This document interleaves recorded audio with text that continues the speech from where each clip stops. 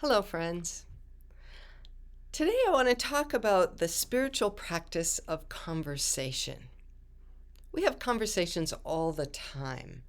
Are these all spiritual practices? In answering that, I want to go back to the root of the word conversation, which traces back through Old French to Latin to the root word conversatio, which means the act of living with. To live with, keep company with, or literally, to turn about with.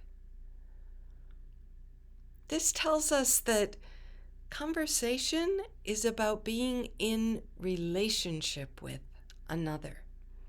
And our words simply form a bridge that creates that relationship, that allows us to live with one another and allows us to participate in turning about with one another.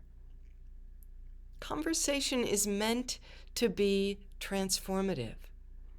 And yet, so many conversations that I have, I don't know about you, can be either strictly informational or very, rote, not really going into the heart, or they can be efforts to convince me or my own efforts to convince you of something that I deeply believe is true. That is not my understanding of conversation as a spiritual practice.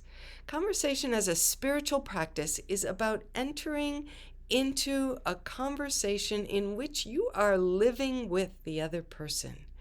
You are listening to the other person in a way that will be transformative, both for you and for the other person. It's really more about listening than it is about speaking. Brenda Euland, a Minnesota writer, said some beautiful things about listening, and one of them was this. She wrote, "We should all know this, that listening, not talking, is the gifted and great role, and the imaginative role." She says, "The true listener is much more beloved, magnetic than the talker, as she is more effective and learns more and does more good. So try listening," she says. Listen to your wife, your husband, your father, your mother, your children, your friends, to those who love you and those who don't, to those who bore you, to your enemies. It will work a small miracle, perhaps a great one.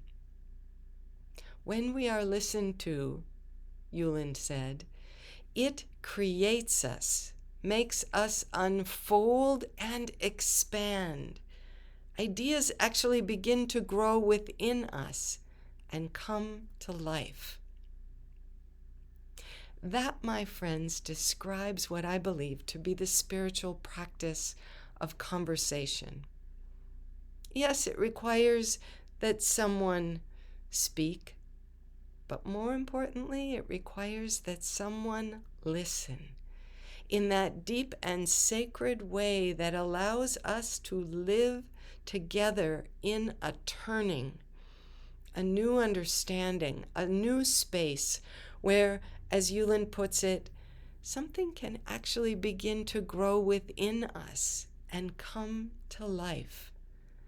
I would add that in true conversation, that something that begins to grow is also between us. It's almost as if the sacred appears in the midst of us when we are practicing a spiritual conversation. This listening, this deep listening, comes from not knowing what the other one will say, and not even spending our own listening time planning what we will say in return. It means opening our hearts and our minds and our awareness to whatever the other person is saying, taking it in, letting it sit there for a moment before we respond, and noticing both what the person says and sometimes what they don't say. Receive them with the wholeness of your awareness. Here's another poem about listening that I love because it talks about that greater awareness involved in listening. And this comes from the great wisdom of a fifth grader who wrote this poem.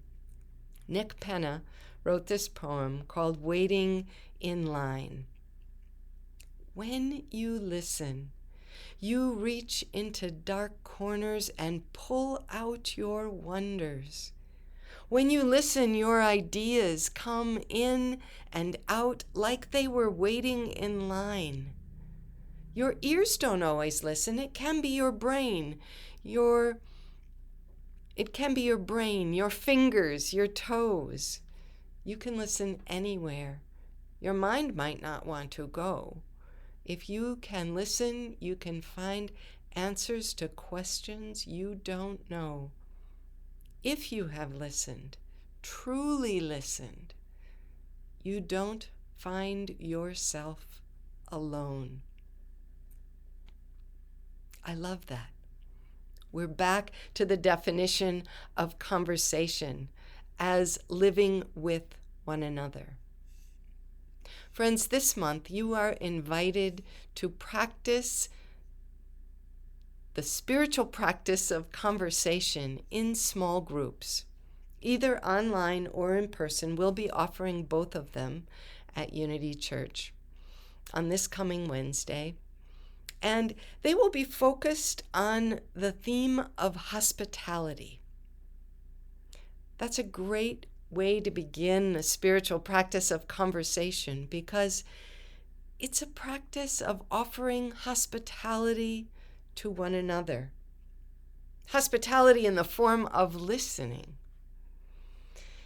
These will be guided conversations. In other words, you don't have to prepare anything to come.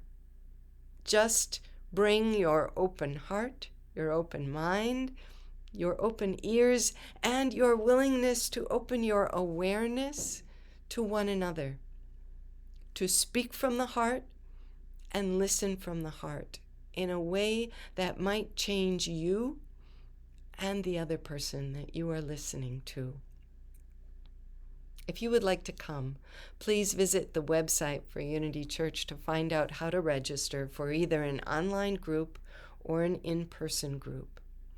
And as you consider what it might be like to enter into the spiritual practice of conversation on the theme of hospitality, I leave you today with this quote from Henry Nouwen, who wrote so beautifully about hospitality.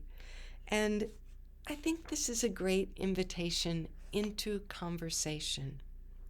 The people who will be guiding these small groups might share either this quote or some other quote, and then call the group into reflection to speak and to listen about that theme of hospitality.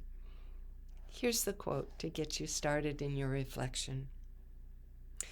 Henry Nouwen says, "The paradox of hospitality is that it wants to create emptiness, not a fearful emptiness, but a friendly emptiness where strangers can enter and discover themselves as created free.